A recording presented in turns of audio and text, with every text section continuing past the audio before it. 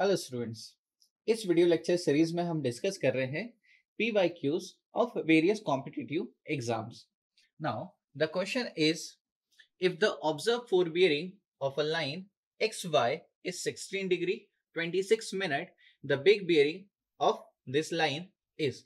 So question में अपन को given है forebearing, अपन को डिटरमाइन करना है इस XY लाइन का बिग बियरिंग. सो सॉल्व करते हैं इसे. नाउ हमें पता है कि जो फोर बियरिंग और बिग बियरिंग होता है इसका रिलेशनशिप होता है back bearing is equal to fore bearing plus minus 180 degree. ना पॉजिटिव साइन कब यूज करेंगे? पॉजिटिव साइन यूज करेंगे जब फोर बियरिंग हमारा 180 डिग्री से कम होगा, और नेगेटिव साइन यूज करेंगे जब फोर बियरिंग ग्रेटर होगा 180 डिग्री से. ना सो यहाँ पर हमें फोर बियरिंग गिवन है, तो fore bearing of X Y line हमें गिवन है जो कि 16 डिग्री और 26 मिनट है, और हमें इसका बिग बियरिंग डिटरमाइन करना है एक्स वाई लाइन का. सो बिग बियरिंग क्या हो जाएगा? बिग बियरिंग हो जाएगा एक्स वाई लाइन का, that is the fore bearing of X Y. कितना है? 16 डिग्री 26 मिनट. क्योंकि ये फोर बियरिंग 180 डिग्री से कम है, हम क्या यूज करेंगे? Positive sign. तो क्या हो जाएगा? Positive 180 degree.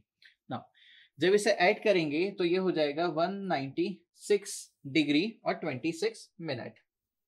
ना सो अगर इसे ऑप्शन से मैच कराए तो ये निकल के आता है ऑप्शन सी. तो option C is the correct answer for this question. Now move on the next question. The next question is the needle of a magnetic compass is generally supported on. So question कह रहा है कि जो magnetic compass होगा इसमें जो magnetic needle है ये किस पर सपोर्ट करती है. ना सो किसी भी मैग्नेटिक कंपास की जो मैग्नेटिक नीडल होती है वो बेसिकली एक वर्टिकल सपोर्ट होता है, उस पर ये सपोर्ट करती है. ये जो वर्टिकल सपोर्ट होता है बेसिकली ये कोनिकल शेप में होता है और ये ज्वेल बियरिंग होता है ना. सो इसे ज्वेल बियरिंग सपोर्ट कहा जाता है. सो यहाँ पर ऑप्शन डी जो है ये हमारा करेक्ट आंसर हो जाएगा for this question. Now move on the next question. Now the next question और प्रॉब्लम इज, ये जो क्वेश्चन है ये अपन को दे रखा है चेन सर्वे से, यानी लीनियर मेजरमेंट का है ना. और यहाँ पर जो क्वेश्चन अपन को ये है ये करेक्शन फॉर स्टैंडर्डाइजेशन से है. So the question is, the length of a line measured with a 30 meter chain was found to be 734 degree 6 minute. It was afterward found that the chain was 0.05 meter too long. The true length of the line was. So question में अपन को determine करना है true length. Now, so सबसे पहले यहाँ पर देख लेते हैं क्या क्या हमें डेटा गिवन है. सो इस क्वेश्चन में अपन को दे रखा है कि यहाँ पर अपन एक लेंथ को मेजर कर रहे हैं, है ना, लाइन की लेंथ को, और उसके लिए यहाँ पर 30 मीटर की चेन यूज कर रहे हैं. तो जो चेन है उसकी डेजिग्नेटेड लेंथ कितनी है? तो यहाँ पर जो चेन है उसकी डेजिग्नेटेड लेंथ यानी कि इसकी नॉमिनल लेंथ जो है वो 30 मीटर है, यानी कि रॉन्ग लेंथ ऑफ जो चेन है वो है हमारा 30 मीटर. जो हमने यहाँ पर लाइन को मेजर किया इस लेंथ ऑफ चेन के साथ ये निकल के आया 734 डिग्री, सॉरी 734.6 मिनट. और यहाँ पर क्वेश्चन में ये बोला हुआ है कि जो चेन है वो कितना है? 0.05 मीटर टू लॉन्ग है. टू लॉन्ग है यानी कि यहाँ पर जो एरर है हमारी चेन में वो पॉजिटिव का 0.05 मीटर का है. ठीक है ना. अगर हमारी जो चेन है उसकी नॉमिनल लेंथ है 30 मीटर, उसमें एरर है कितना? 0.05, यानी ये टू लॉन्ग वाला केस है ना. सो जो चेन है उसकी करेक्ट लेंथ कितनी हो जाएगी? So correct length of chain is L, यानी कि जो भी नॉमिनल लेंथ है प्लस का ई. ठीक है ना. ये हो जाएगा 30 प्लस का 0.05, यानी कि ये हो जाएगा 30.05 मीटर. क्लियर है ना. हमें डिटरमाइन करना है यहाँ पर true length of line. So true length of line. तो लाइन का ट्रू लेंथ अपन को डिटरमाइन करना है. क्या हो जाएगा ये हो जाएगा that is L by small L dash multiply by the capital L dash, ठीक है। तो स्मॉल एल हो जाएगा हम लोगों का 30.05 metre divide by 30 multiply by the measured length, जो कि कितना है 734.6 मीटर ना। फाइनली इसे सॉल्व करेंगे, वैल्यू निकल के आता है 735.82 मीटर। तो जो लाइन है इसकी ट्रू लेंथ निकल के आती है 735.82, यानी ऑप्शन सी यहाँ पर करेक्ट आंसर हो जाता है हमारे क्वेश्चन का। Now next question is the bearing of a line AB is 150 degree and the angle ABC is 124 degree. Bearing of line BC. Now, so देखिए यहाँ पर अपन को इंक्लूडेड एंगल दे रखा है और एक लाइन की बियरिंग गिवन है और अपने से पूछ रहा है नेक्स्ट लाइन का बियरिंग डिटरमाइन करके दे दो। सो क्वेश्चन जो है ये इंक्लूडेड एंगल से है। अच्छा, तो इसे सॉल्व करते हैं।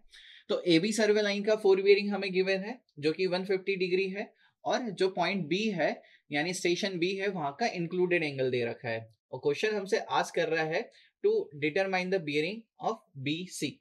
कैसे इसको सॉल्व कर सकते हैं? तो सबसे पहले ए बी सर्वे लाइन जो है इसका बियरिंग अपन गिवन है तो लाइन को प्लॉट कर लेते हैं। तो let us suppose reference meridian बना दिया, ये हो गया नॉर्थ, ये हो गया स्टेशन ए। तो हमारे जो सर्वे लाइन है वो है 150 डिग्री पर, तो ये हो गया 150 डिग्री। तो सर्वे लाइन कहीं यहाँ फॉल कर जाएगी ना।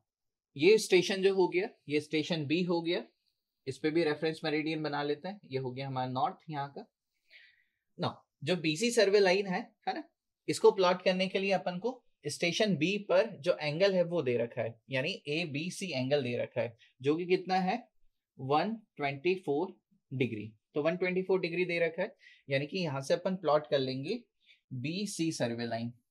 तो बी सी सर्वे लाइन यहाँ पर प्लॉट हो गई, तो ये हो गई बी सी सर्वे लाइन, ठीक है ना। अपन को क्या डिटरमाइन करना है? डिटरमाइन करना है कि जो बीसी सर्वे लाइन है इसका बेयरिंग यानी कि इसका 4 बेयरिंग यानी कि ये वाला एंगल यानी थीटा डिटरमाइन करना है। थीटा कैसे डिटरमाइन कर सकते हैं? सिंपल सा, देखिए ये पूरा एंगल अपन को दे दिया है, ये अपन को पूरा एंगल दे दिया है। यहाँ पर देखेंगे तो देखना ये वाला जो एंगल है ये कितना, ये तो 90 डिग्री एंगल हो जाएगा, ठीक है। टोटल एंगल कितना है 150। तो यहाँ पर अपन डिटरमाइन कर लें ये वाला एंगल, ये वाला एंगल मिल जाएगा, ऑपोजिट एंगल ये वाला मिल जाएगा अपन को। 90 से इसको सबस्ट्रैक्ट कर देंगे तो ये वाला एंगल मिल जाएगा अपन को, ठीक है। फिर देन अपने पास पूरा एंगल है, इसमें से ये वाला एंगल माइनस कर देंगे तो थीटा आ जाएगा। जब थीटा को सॉल्व करेंगे तो ये वैल्यू निकल के आ जाएगी 94 डिग्री, यानी कि जो बीसी सर्वे लाइन है इसका जो बियरिंग है ये निकल के आ जाएगा हमारा 94 डिग्री, यानी कि ऑप्शन ए यहाँ पर करेक्ट आंसर हो जाएगा। Now move on the next question.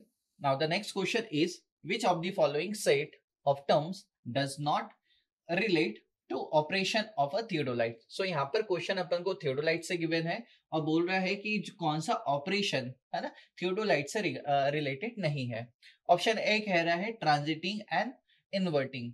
सो जो ट्रांजिटिंग है ना और इन्वर्टिंग है ये थियोडोलाइट से रिलेटेड है। तो ट्रांजिटिंग क्या हो जाता है, जब थियोडोलाइट का जो टेलीस्कोप है ये हॉरिजॉन्टल एक्सिस के अबाउट वर्टिकल प्लेन में रिवॉल्व किया जाता है, इस प्रोसेस को हम ट्रांजिटिंग कहते हैं, ठीक है। नाउ ऑप्शन बी है फेस लेफ्ट और फेस राइट। तो फेस लेफ्ट और फेस राइट में जो टर्म्स है इसको भी यूज किया जाता है थियोडोलाइट में। तो फेस लेफ्ट क्या हो जाता है, जब थियोडोलाइट का वर्टिकल सर्कल ऑब्जर्वर के लेफ्ट हैंड साइड पर है, थियोडोलाइट की इस पोजीशन को हम फेस लेफ्ट कह देते हैं। और फेस राइट हो जाएगा कि जब थियोडोलाइट का वर्टिकल एक्सेस वर्टिकल सर्कल थियोडो ऑब्जर्वर के राइट हैंड साइड हो जाएगा, इस पोजीशन को थियोडोलाइट की फेस राइट कहा जाता है, यानी ऑप्शन बी भी करेक्ट आंसर है ना। रिलेटेड है हमारे थियोडोलाइट से। ऑप्शन सी कह रहा है राइट स्विंगिंग और लेफ्ट स्विंगिंग। तो स्विंगिंग क्या होता है, जब थियोडोलाइट का टेलीस्कोप है ना वर्टिकल एक्सिस के अबाउट हॉरिजॉन्टल प्लेन में रिवॉल्व करने लगता है ना, तो इसी को स्विंगिंग कहते हैं। जब ये स्विंगिंग क्लॉकवाइज होती है तो इसको राइट स्विंगिंग कह देते हैं, और जब एंटी क्लॉकवाइज स्विंगिंग होती है तो इसको लेफ्ट स्विंगिंग कह देते हैं। तो ये भी ऑपरेशन रिलेटेड है थियोडोलाइट से। ऑप्शन डी गेजिंग और साउंडिंग। सो गेजिंग और साउंडिंग जो है ये थियोडोलाइट से रिलेटेड नहीं है, यानी कि इस क्वेश्चन का जो करेक्ट आंसर हो जाता है ये है ऑप्शन डी। Thank you.